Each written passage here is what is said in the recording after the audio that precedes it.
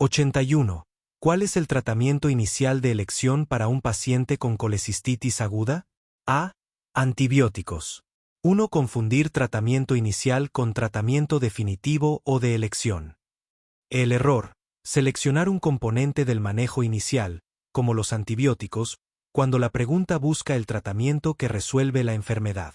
Del caso, en colecistitis aguda, el manejo inicial incluye antibióticos, analgesia y ayuno. Pero el tratamiento de elección es la colecistectomía. Son conceptos diferentes. ¿Cómo evitarlo? Pregúntate, ¿esto cura la enfermedad o solo es un paso para estabilizar al paciente? 2. Elegir una respuesta correcta pero no la mejor. El error. Varias opciones pueden ser técnicamente correctas o parte del protocolo, pero solo una es la respuesta óptima para el contexto específico de la pregunta. El caso. Antibióticos, correcto, pero no es el mejor /diagonal definitivo. Dieta baja en grasas, se puede ser una recomendación a largo plazo, pero es irrelevante en el manejo agudo. CPRE, es correcta para una complicación, coledocolitiasis, no para la colecistitis simple.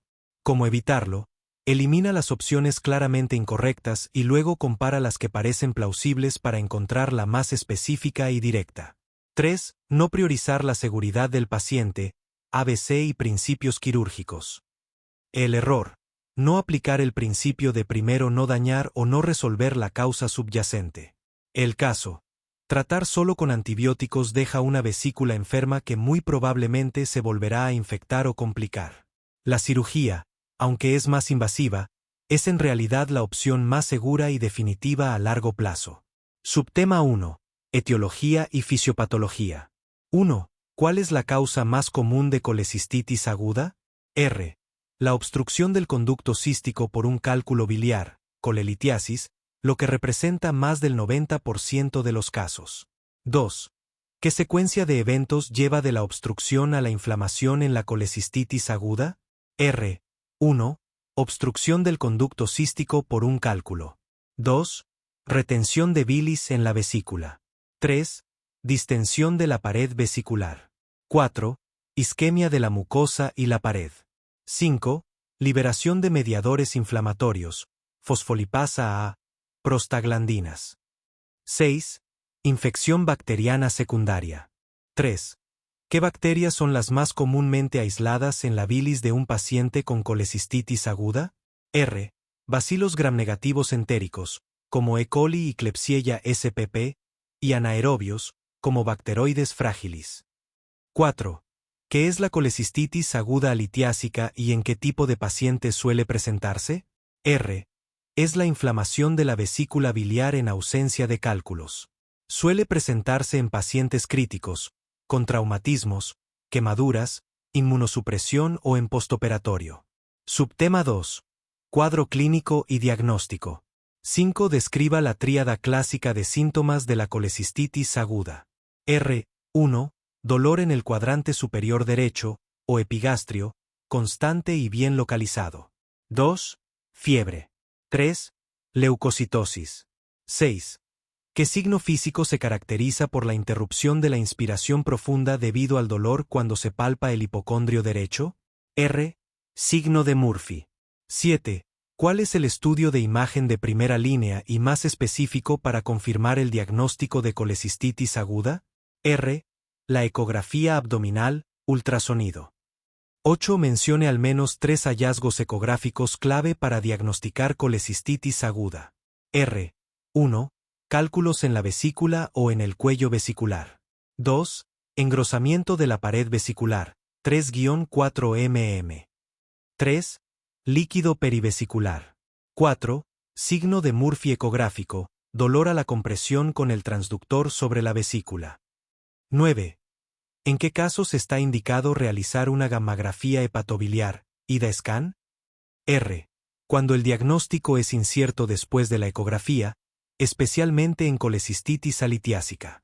Un resultado positivo es la no visualización de la vesícula biliar, lo que indica obstrucción del conducto cístico. 10. ¿Qué hallazgo en la tomografía, TAC, es altamente sugerente de una colecistitis enfisematosa? R. La presencia de gas en la pared o en la luz de la vesícula biliar. Subtema 3. Diagnóstico diferencial. 11. Mencione 5 diagnósticos diferenciales importantes del dolor en el cuadrante superior derecho. R. 1. Colangitis ascendente. 2. Hepatitis aguda. 3. Úlcera péptica perforada. 4. Pancreatitis aguda. 5. Absceso hepático. 6. Neumonía del lóbulo inferior derecho. 7. Infarto agudo de miocardio. 12. ¿Qué condición comparte el dolor en el cuadrante superior derecho pero se diferencia por la presencia de ictericia y fiebre con escalofríos? Triada de Charcot. R. Colangitis ascendente aguda. Subtema 4. Tratamiento médico inicial. 13. ¿Cuáles son los 4 pilares del manejo médico inicial? Tratamiento de resorte de la colecistitis aguda. R. 1. Ayuno y soporte con líquidos intravenosos. 2. Analgesia, generalmente con AINES u opioides. 3. Antibioticoterapia empírica de amplio espectro. 4. Monitorización. 14. ¿Cuál es el objetivo de la antibioticoterapia en la colecistitis aguda? R.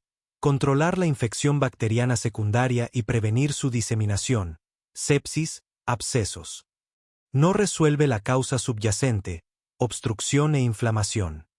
15. Mencione 2 esquemas comunes de antibióticos empíricos para la colecistitis aguda no complicada. R. 1. Cefalosporina de tercera generación, EJ. Ceftriaxona y metronidazol. 2. Piperacilina / tazobactam. 3. Fluoroquinolona, EJ. Ciprofloxacino y metronidazol. Subtema 5. Tratamiento definitivo, quirúrgico. 16. ¿Cuál es el tratamiento definitivo y de elección para la colecistitis aguda? R. La colecistectomía, extirpación de la vesícula biliar. 17. ¿Qué es una colecistectomía laparoscópica y por qué es la técnica de preferencia? R. Es la extirpación de la vesícula mediante pequeñas incisiones usando una cámara e instrumentos largos. Es de preferencia porque es mínimamente invasiva, con menos dolor postoperatorio, recuperación más rápida y menor estancia hospitalaria. 18. Defina colecistectomía diferida o temprana. R. Es la cirugía que se realiza durante la misma hospitalización, dentro de los primeros 2 a 7 días desde el inicio de los síntomas, una vez que el paciente ha sido estabilizado con tratamiento médico. 19. ¿Cuál es la principal ventaja de la colecistectomía temprana frente a la tardía, diferida por 6 a 8 semanas? R. Resuelve el cuadro agudo de forma definitiva en un solo tiempo, acorta la estancia hospitalaria total y evita las complicaciones de un nuevo episodio de colecistitis aguda o de la lista de espera quirúrgica. 20. ¿En qué situaciones podría considerarse la colecistostomía percutánea como tratamiento inicial? R. En pacientes críticamente enfermos, inestables, con alto riesgo quirúrgico o con colecistitis alitiásica. Es un procedimiento de drenaje temporal para controlar la infección, posponiendo la colecistectomía definitiva para cuando el paciente esté estabilizado. Subtema 6. Complicaciones. 21. Mencione 4 complicaciones potenciales de una colecistitis aguda no tratada o de evolución tórpida. R.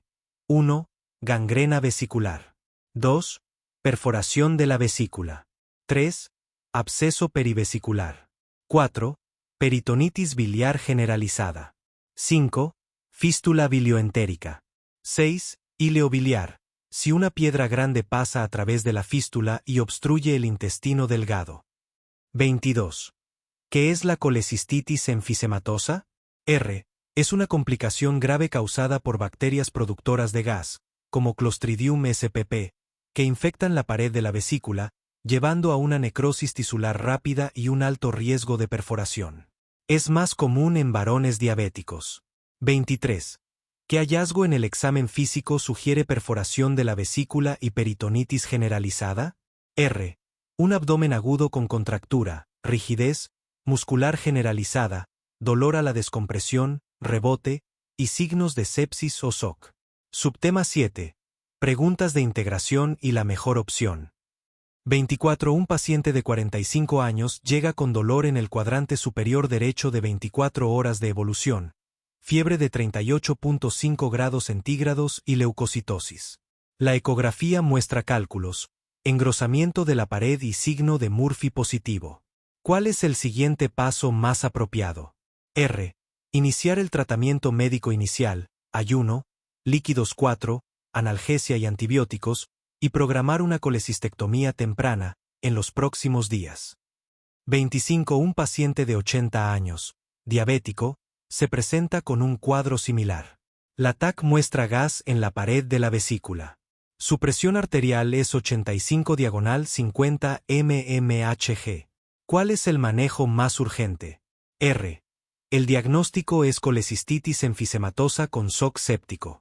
El manejo más urgente es la reanimación agresiva con líquidos y vasopresores, antibioticoterapia de amplio espectro intravenosa, y la colecistostomía percutánea de emergencia como procedimiento de control de daños, ya que el riesgo de una colecistectomía inmediata es muy alto. 26. Un paciente con colecistitis aguda es tratado con antibióticos y mejora.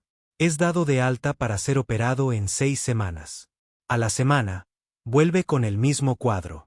¿Qué error se cometió en el manejo inicial? R. Se optó por una estrategia de colecistectomía electiva tardía en lugar de una colecistectomía temprana. Esto expone al paciente al riesgo de recurrencia y complicaciones durante el periodo de espera. 27. ¿Cuál es el papel de la CPRE en el manejo de la colecistitis aguda? R. La CPRE no es el tratamiento para la colecistitis. Está indicada solo si existe sospecha o evidencia concurrente de coledocolitiasis, piedras en el colédoco, que es una complicación. 82. ¿Cuál es el estudio de elección para confirmar el diagnóstico de diverticulitis? B. Tomografía computarizada, TC, de abdomen y pelvis. Análisis detallado de las opciones. Respuesta correcta, B. Tomografía computarizada, TC, de abdomen y pelvis. Razón: la TC es el estándar de oro para el diagnóstico de la diverticulitis aguda. Ventajas: da alta precisión, confirma la inflamación de los divertículos y la grasa circundante. Evalúa complicaciones, detecta abscesos, perforaciones, fístulas y obstrucciones intestinales con gran detalle. El diagnóstico diferencial ayuda a descartar otras causas de dolor abdominal, apendicitis, enfermedad pélvica inflamatoria, etc. Guía terapéutica.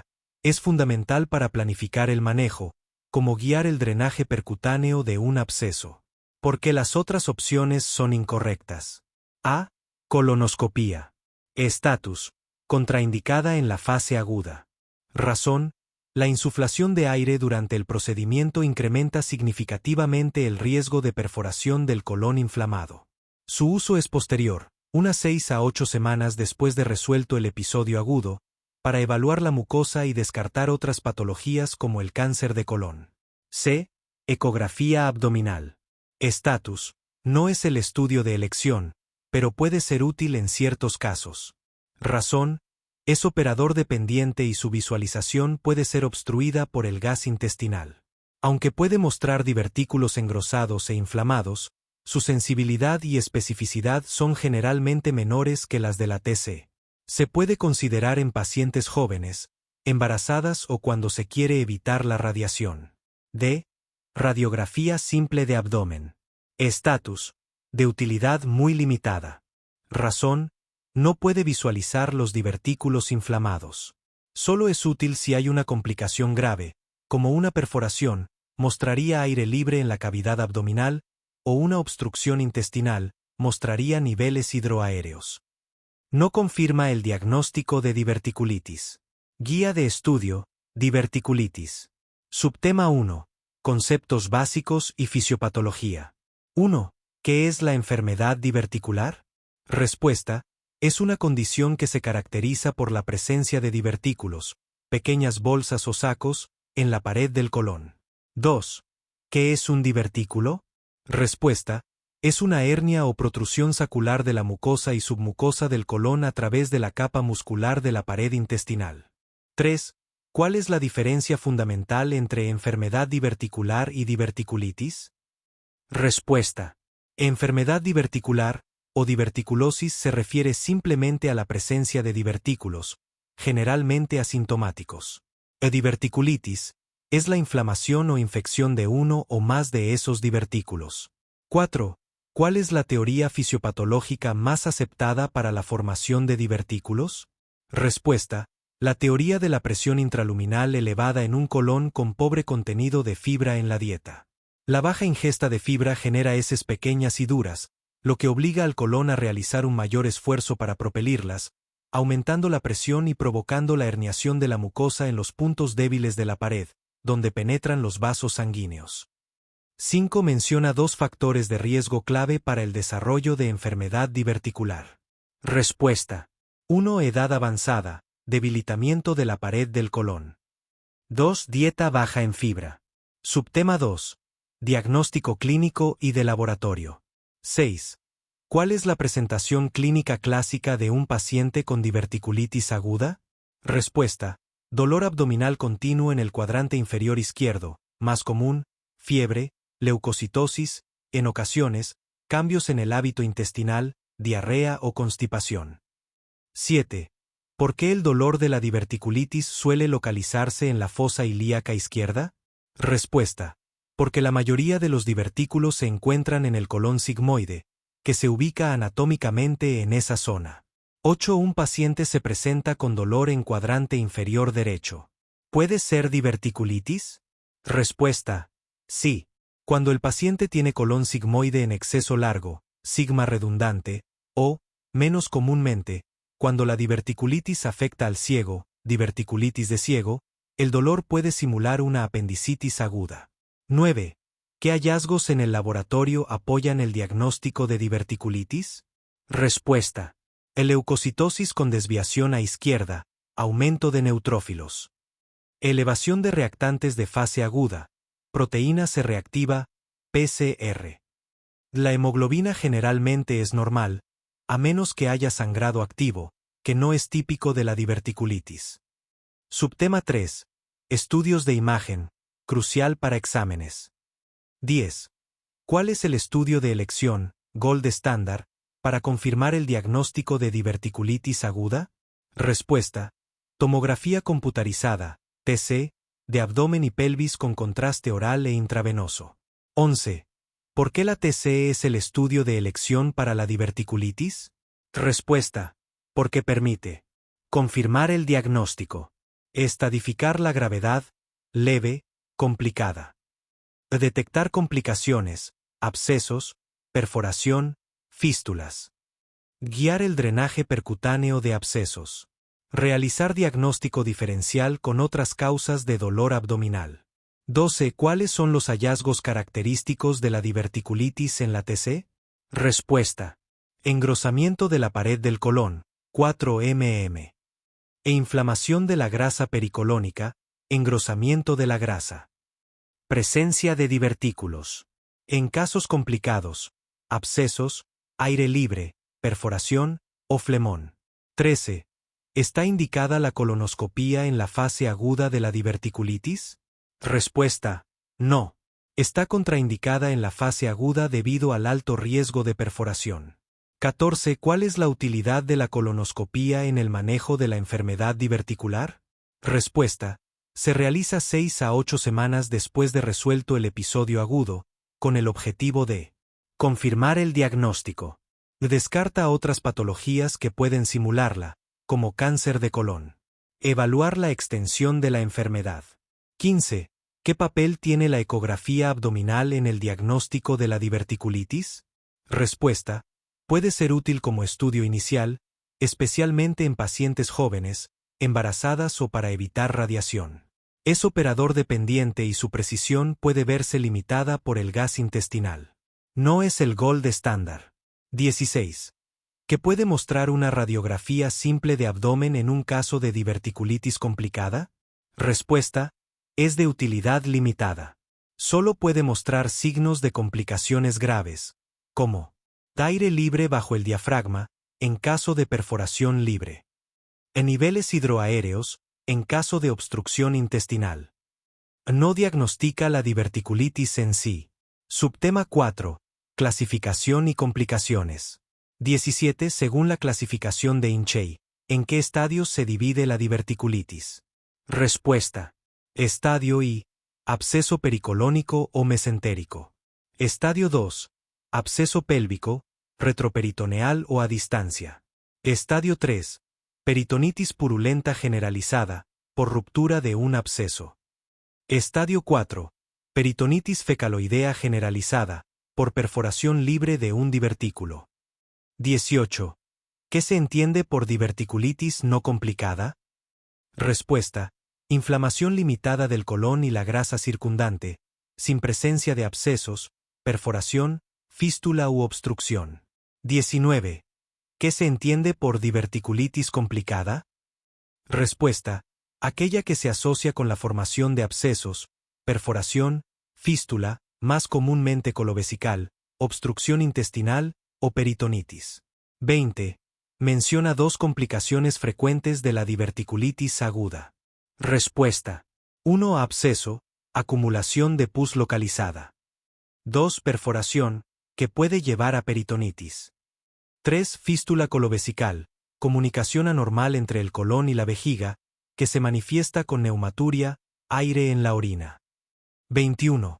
¿Cuál es el manejo de primera línea para un primer episodio de diverticulitis aguda no complicada y leve?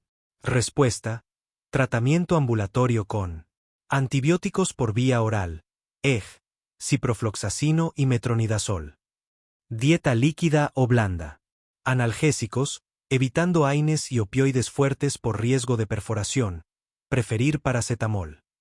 22. ¿Cuándo está indicada la cirugía de urgencia, colectomía, en la diverticulitis? Respuesta. En casos de diverticulitis complicada con peritonitis generalizada, Hinchey 3 y 4, o falla al manejo conservador. 23. ¿Cuál es un enfoque quirúrgico común para un caso de diverticulitis complicada no candidato a resección primaria? Respuesta. La cirugía de Harman. Resección del segmento afectado, generalmente sigmoide, colostomía terminal y cierre del muñón rectal. Es un procedimiento que salva vidas pero que requiere una segunda cirugía para restablecer la continuidad. 83. Paciente de 64 años, masculino. Consulta por dolor abdominal y cambios en los hábitos intestinales. No ha experimentado pérdida de peso significativa. Historia actual. El paciente informa dolor abdominal tipo cólico, especialmente en el lado izquierdo del abdomen, asociado con episodios de diarrea intercalados con estreñimiento. Además, ha notado la presencia de sangre en las heces en varias ocasiones. No hay antecedentes familiares significativos de enfermedades gastrointestinales. Examen físico. Tensión arterial. 130/85 mmHg. Frecuencia cardíaca. 80 latidos por minuto. Se palpa una masa abdominal en el cuadrante inferior izquierdo. Laboratorio. Hemograma completo dentro de límites normales. Presencia de sangre oculta en las heces. Colonoscopía. Revela la presencia de pólipos adenomatosos en el colon descendente, así como una masa sólida en el recto. Pregunta. Dada la historia clínica y los hallazgos colonoscópicos, ¿cuál es el diagnóstico más probable en este paciente? D. Cáncer colorectal. 2. Evaluación de las opciones. A. Colitis ulcerosa. Es una enfermedad inflamatoria crónica. Sus síntomas principales suelen ser diarrea sanguinolenta/diagonal mucosa recurrente y dolor abdominal cólico. No se caracteriza por formar masas sólidas ni pólipos adenomatosos. La colonoscopía típica mostraría mucosa friable, ulceraciones y pseudopólipos, no una masa sólida. B. Síndrome del intestino irritable. Es un trastorno funcional. Sus síntomas, dolor abdominal y cambios en el hábito intestinal, pueden coincidir, pero nunca se asocia con sangrado visible, sangre oculta en heces, masa abdominal palpable ni hallazgos orgánicos en la colonoscopía como una masa o pólipos. Es un diagnóstico de exclusión. C. Enfermedad de Crohn. Es otra enfermedad inflamatoria crónica que puede afectar cualquier parte del tracto GI. Puede presentarse con dolor, diarrea y masas, por flemón o absceso. Sin embargo, la colonoscopía típica muestra úlceras aftoides, lesiones en empedrado y afectación segmentaria. Una masa sólida aislada no es su presentación característica, y los pólipos adenomatosos son un hallazgo incidental, no la explicación principal del cuadro. D. Cáncer colorectal. Es la opción que mejor explica la totalidad del cuadro. Edad. Pico de incidencia, 50 años. Síntomas. Combina perfectamente dolor abdominal, cambio en el hábito intestinal y sangrado rectal. Examen físico. Masa palpable. Tumores avanzados pueden palparse. Laboratorio. Sangre oculta en heces positiva. Colonoscopía. Hallazgo definitivo la presencia de pólipos adenomatosos, precursores del cáncer, y, sobre todo, de una masa sólida es el hallazgo patognomónico que confirma el diagnóstico. Cáncer colorectal. Subtema 1. Epidemiología y factores de riesgo. Pregunta 1. ¿Cuál es el principal factor de riesgo para el desarrollo de cáncer colorectal, CCR? Respuesta: la edad. La incidencia aumenta significativamente a partir de los 50 años. Pregunta 2. Menciona 3 condiciones hereditarias que predisponen significativamente al cáncer colorectal. Respuesta: 1. Poliposis adenomatosa familiar, PAF. 2. Síndrome de Lynch, cáncer colorectal hereditario no polipósico, HNPCC. 3. Síndrome de Peutz-Jeghers. Pregunta 3.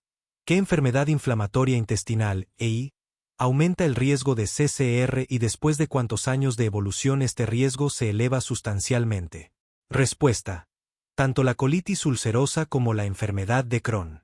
El riesgo aumenta significativamente después de 8 a 10 años de evolución de la enfermedad.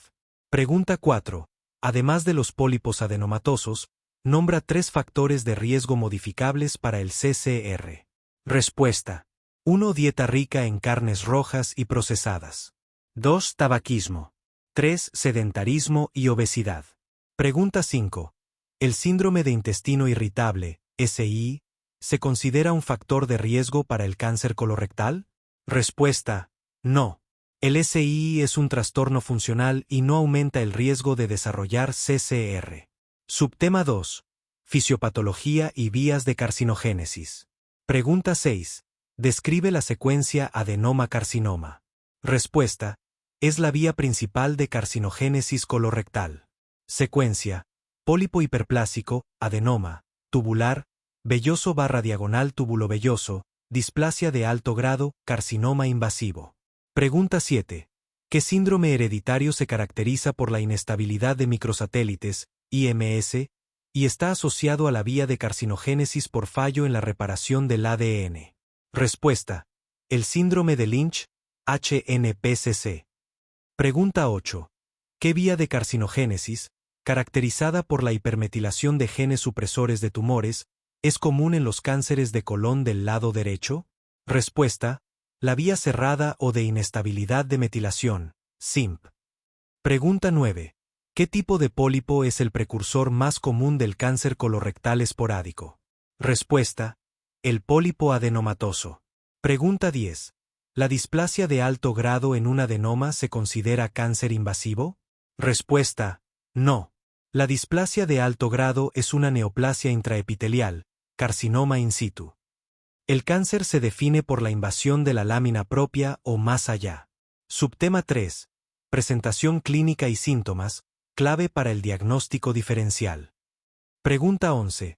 Un paciente de 65 años presenta dolor abdominal en el cuadrante inferior izquierdo, cambio en el hábito intestinal, diarrea/diagonal estreñimiento, y sangre roja brillante en las heces. ¿Cuál es la principal sospecha diagnóstica? Respuesta: cáncer colorectal, especialmente de colon descendente o sigmoides. Pregunta 12. ¿Cuáles son 3 signos de alarma en un paciente con síntomas intestinales que sugieren fuertemente cáncer colorectal en lugar de SI? Respuesta: 1. Sangrado rectal o sangre oculta en heces. 2. Pérdida de peso no intencionada. 3. Edad de inicio, 50 años o masa abdominal palpable. Pregunta 13. ¿La presencia de una masa abdominal palpable en el cuadrante inferior derecho sugiere más un tumor en qué localización? Respuesta: sugiere un tumor en el colon ascendente o ciego. Pregunta 14. Un paciente se presenta con anemia microcítica hipocrómica sin una fuente de sangrado evidente. ¿Qué estudio está indicado para descartar una neoplasia de colon proximal? Respuesta: la colonoscopía. Es la prueba de elección para descartar un tumor right-sided que puede sangrar de forma oculta. Pregunta 15. ¿En qué se diferencia la rectorragia de un cáncer rectal de la de una hemorroide? Respuesta: en las hemorroides, la sangre suele ser roja brillante, cubriendo las heces o en el papel higiénico. En el cáncer rectal, la sangre puede estar mezclada con las heces o con moco, hematoquesia. Sin embargo, la superposición es común, por lo que siempre se requiere evaluación endoscópica. Subtema 4. Diagnóstico y estudios de imagen. Pregunta 16. ¿Cuál es el método de elección, gold standard, para el diagnóstico del cáncer colorectal? Respuesta: la colonoscopía con toma de biopsia para confirmación histológica. Pregunta 17. ¿Para qué se utiliza el estudio de sangre oculta en heces, SOH, en el contexto del CCR? Respuesta: se utiliza principalmente como una herramienta de cribado o tamizaje en población asintomática, no para el diagnóstico de pacientes sintomáticos. Pregunta 18. Un paciente no puede realizarse una colonoscopía completa. ¿Qué estudio de imagen alternativo se puede usar para evaluar el colon completo? Respuesta: la colonografía por tomografía computarizada, colonoscopía virtual. Pregunta 19. ¿Qué marcador tumoral se usa más comúnmente para el seguimiento y pronóstico del cáncer colorectal, no para el diagnóstico? Respuesta: el antígeno carcinoembrionario, CEA. Pregunta 20. Para la estadificación locorregional de un cáncer de recto, ¿qué estudio de imagen es superior para evaluar la invasión de la grasa mesorrectal? Respuesta: la resonancia magnética, RM, pélvica. Subtema 5. Diagnóstico diferencial.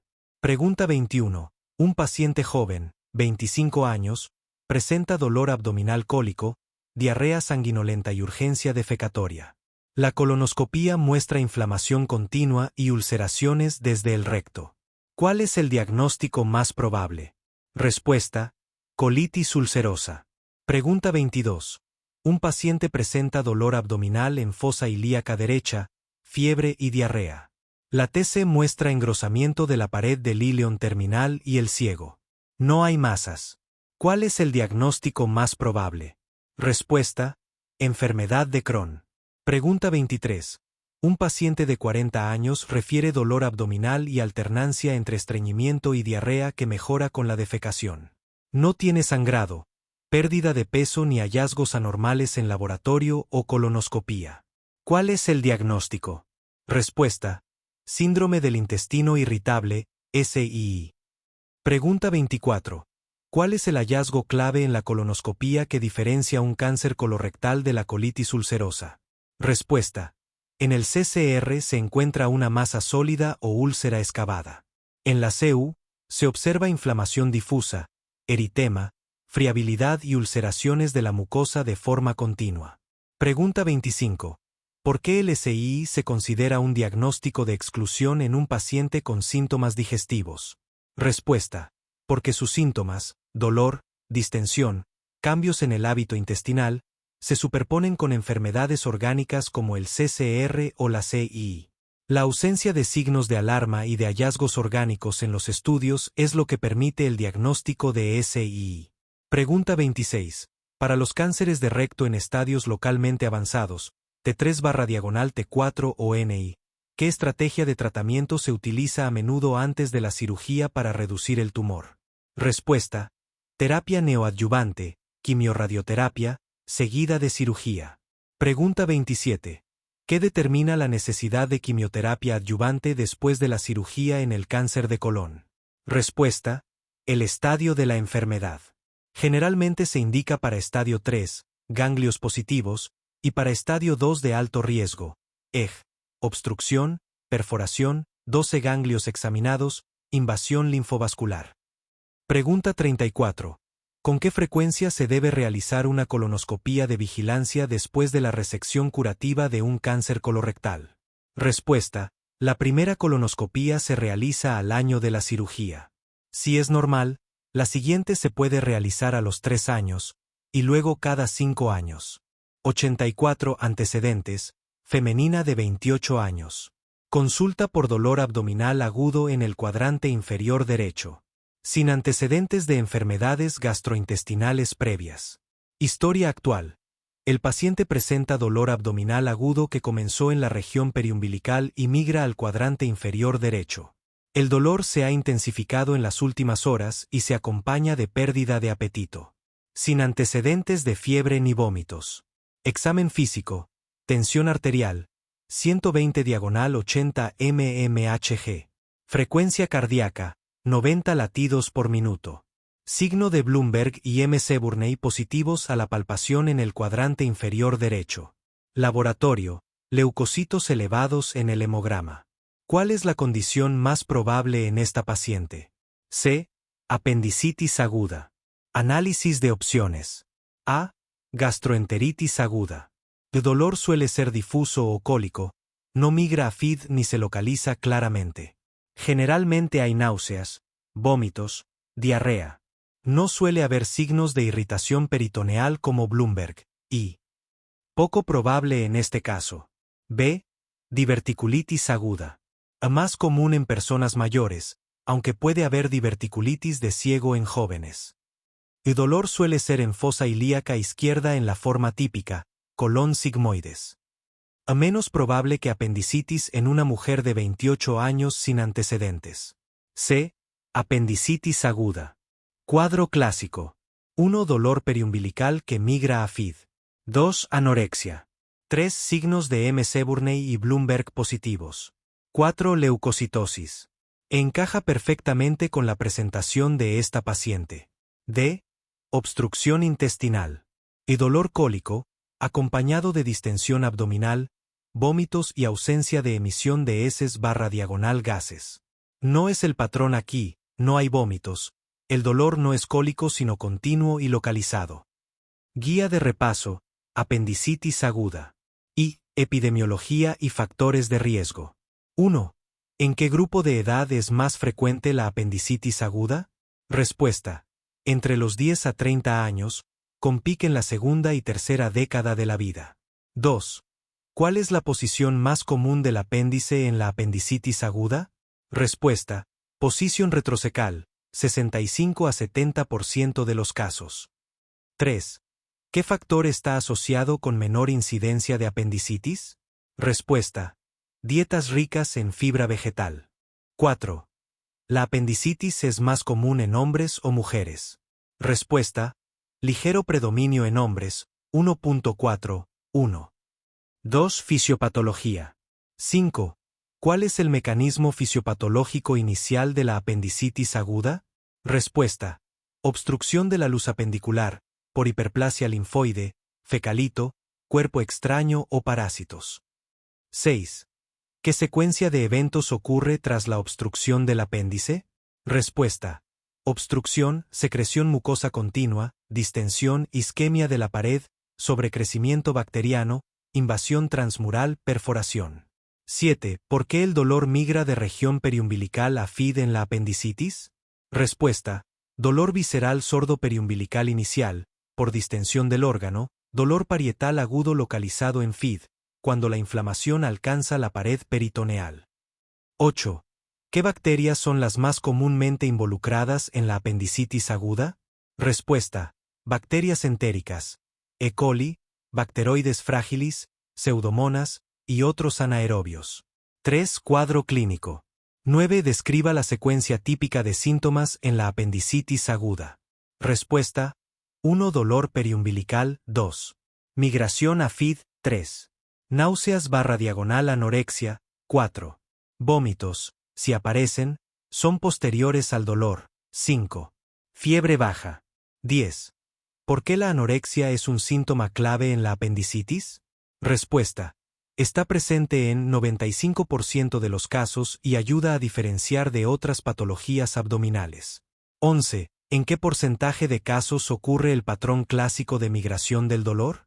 Respuesta. Aproximadamente 50 a 60% de los pacientes. 12. ¿Cómo se presenta la apendicitis en embarazadas? Respuesta.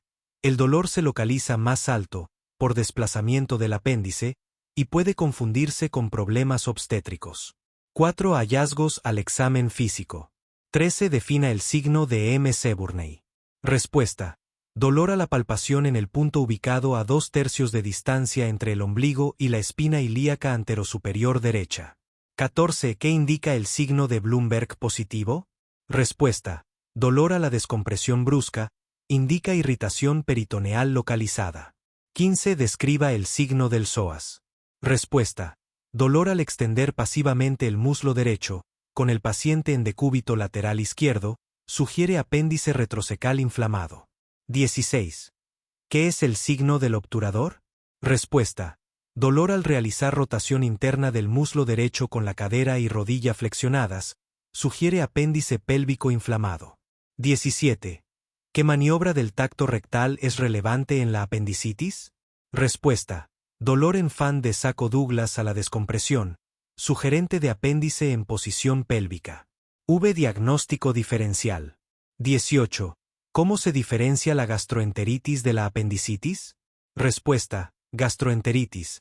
Dolor difuso /diagonal cólico, diarrea prominente, vómitos frecuentes, sin signos peritoneales localizados. 19. ¿Qué características distinguen la diverticulitis de la apendicitis? Respuesta. Diverticulitis. Más común en mayores, dolor en FIC, antecedentes de divertículos. 20. ¿Cómo diferenciar enfermedad pélvica inflamatoria de apendicitis? Respuesta. EPI. Fiebre alta, flujo vaginal purulento, dolor a la movilización cervical, generalmente bilateral. 21. ¿Qué distingue el cólico renal derecho de la apendicitis? Respuesta. Cólico renal. Dolor cólico que irradia a región inguinal, hematuria, paciente inquieto. 22. ¿Cómo se diferencia una rotura de quiste ovárico de apendicitis? Respuesta. Dolor de inicio brusco, a mitad del ciclo menstrual, sin fiebre ni leucocitosis significativa. Estudios diagnósticos. 23. ¿Qué hallazgos en laboratorio apoyan el diagnóstico de apendicitis? Respuesta. Leucocitosis, 11,00-18,000/diagonal superíndice 3, con desviación a izquierda, PCR elevada. 24. ¿Cuál es la sensibilidad de la leucocitosis en apendicitis? Respuesta. 80 a 85%, pero hasta 10% pueden tener leucocitos normales. 25. ¿Cuándo está indicada la TAC en apendicitis? Respuesta. En casos dudosos, pacientes obesos, ancianos, o cuando el diagnóstico diferencial es amplio. 26. ¿Qué hallazgos en TAC son diagnósticos de apendicitis? Respuesta. Apéndice dilatado, 6 mm, engrosamiento de pared, inflamación de la grasa periapendicular, fecalito. 27. ¿Qué utilidad tiene la ecografía en el diagnóstico? Respuesta. Buena para excluir patología ginecológica, apéndice no compresible, diámetro 6 mm, útil en niños y embarazadas. 7. Complicaciones. 28. ¿Cuál es la complicación más frecuente de la apendicitis aguda? Respuesta. Perforación, mayor riesgo después de 48 horas de evolución. 29. Describa la tríada clásica de la apendicitis perforada. Respuesta. Fiebre alta, abdomen distendido y dolor generalizado. 30. ¿Qué es un plastrón apendicular? Respuesta. Masa inflamatoria formada por epiplón e intestinos que envuelve un apéndice perforado. 31. ¿Cuál es el tratamiento del plastrón apendicular? Respuesta. Tratamiento conservador inicial con antibióticos, seguido de apendicectomía diferida, a las 6 a 8 semanas. 32. ¿Qué es un absceso apendicular? Respuesta. Colección purulenta localizada resultante de una perforación contenida. 8. Tratamiento. 33. ¿Cuál es el tratamiento definitivo de la apendicitis aguda? Respuesta. Apendicectomía, preferentemente por laparoscopía. 34. ¿Qué cubre la antibioticoterapia empírica preoperatoria? Respuesta. Bacilos gramnegativos y anaerobios, EG, cefalosporina de tercera generación y metronidazol. 35. ¿En qué casos se considera tratamiento conservador con antibióticos? Respuesta: apendicitis no complicada seleccionada, en contextos específicos, contraindicación quirúrgica. 36. ¿Cuál es el abordaje quirúrgico de elección? Respuesta: laparoscópico, menor dolor, recuperación más rápida, mejor visualización. 37. ¿Qué cuidados postoperatorios inmediatos son esenciales? Respuesta: monitorización, analgesia, antibioticoterapia, progresión de dieta según tolerancia. 85. Pregunta: un paciente de 67 años se somete a una colecistectomía laparoscópica. Durante la cirugía, se observa una lesión en el conducto cístico. ¿Cuál de las siguientes acciones es la más apropiada en este escenario? D. Realizar una colangiografía intraoperatoria. Análisis de opciones. A. Ligadura del conducto cístico. El conducto cístico normalmente se liga durante una colecistectomía, pero si hay una lesión, posiblemente más proximal o con riesgo de afectar la unión cístico-coledociana, ligarlo sin más podría causar fuga biliar o estenosis si está cerca del colédoco. B. Clampaje del conducto cístico. Solución temporal, no definitiva, y no aclara la anatomía ni la extensión de la lesión. C. Colocación de un drenaje en el conducto cístico. No es lo usual. Si hay lesión, lo correcto es definir anatomía antes de decidir drenaje, y un drenaje externo del cístico no es el manejo estándar inicial. D. Realizar una colangiografía intraoperatoria. Permite visualizar el árbol biliar, confirmar el sitio de lesión, verificar integridad del colédoco y planificar reparación adecuada. Es el paso más seguro antes de tomar una decisión definitiva. Guía de repaso: colecistectomía laparoscópica y complicaciones biliares. Y anatomía quirúrgica biliar. 1. ¿Cuáles son los límites del triángulo de Calot? Arteria cística superiormente. Conducto cístico inferiormente. Borde inferior del lóbulo hepático medialmente. Contenido: arteria cística, ganglio linfático de Mascagni, tejido adiposo. 2.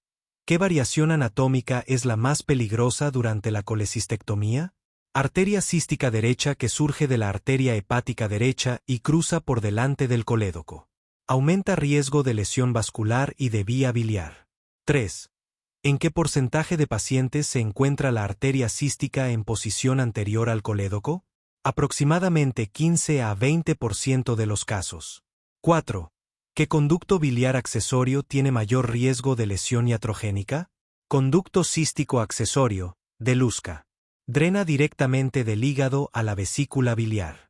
2. Indicaciones y preoperatorio. 5. ¿Cuál es la indicación más común para colecistectomía laparoscópica?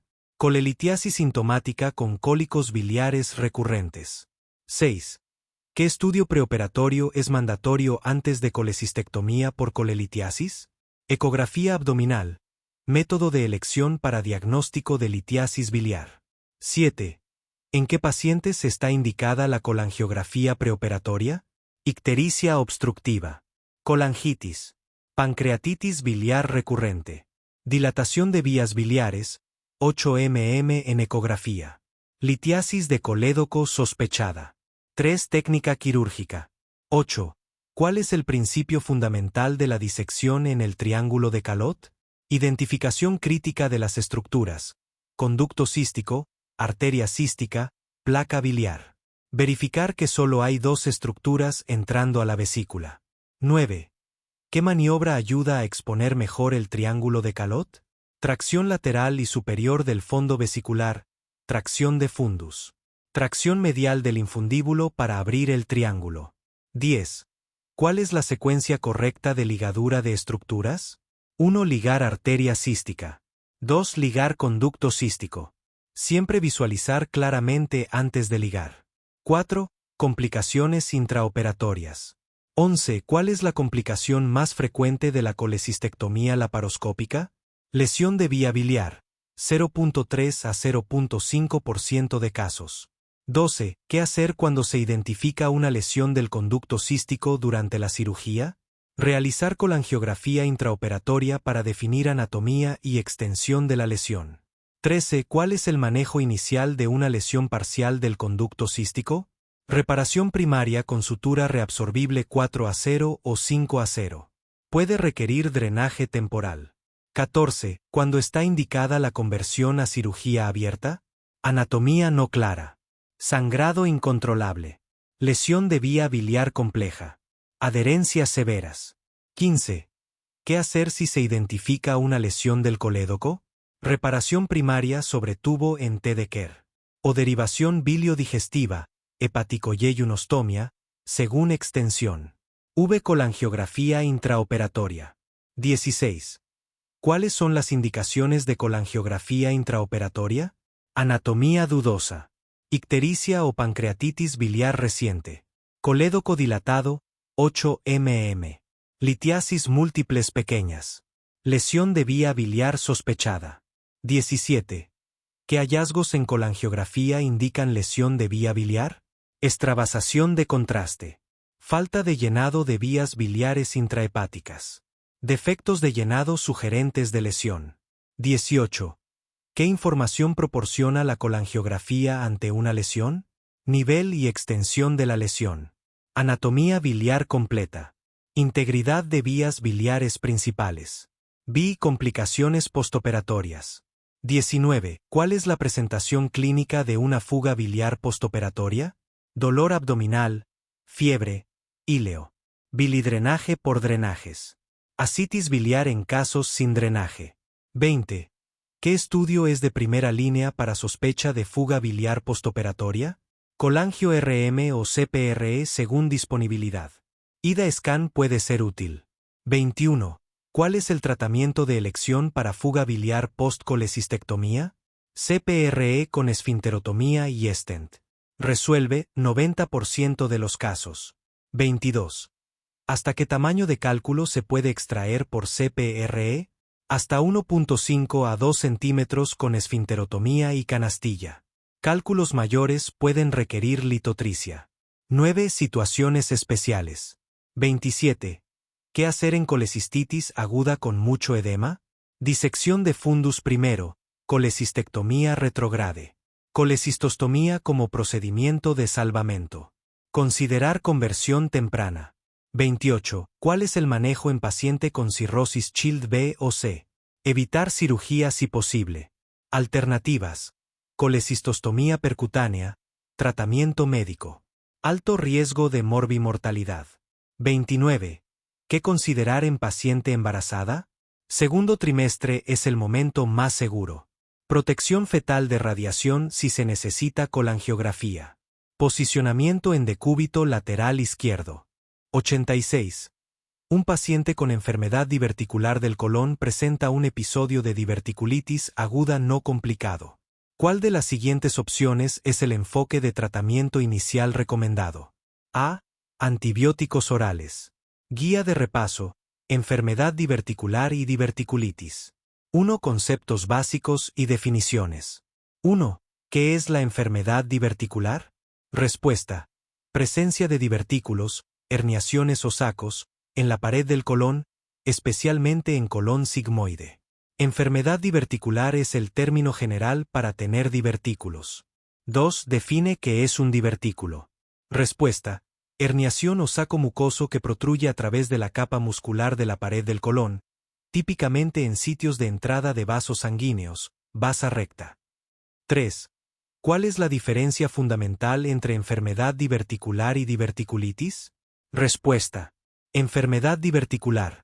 Solo presencia de divertículos, generalmente asintomática. Diverticulitis. Inflamación o infección de uno o más divertículos, complicación de la enfermedad diverticular. 4. ¿Qué es la diverticulosis? Respuesta. Término que se usa como sinónimo de enfermedad diverticular, presencia de divertículos no inflamados. 2. Epidemiología y factores de riesgo. 5.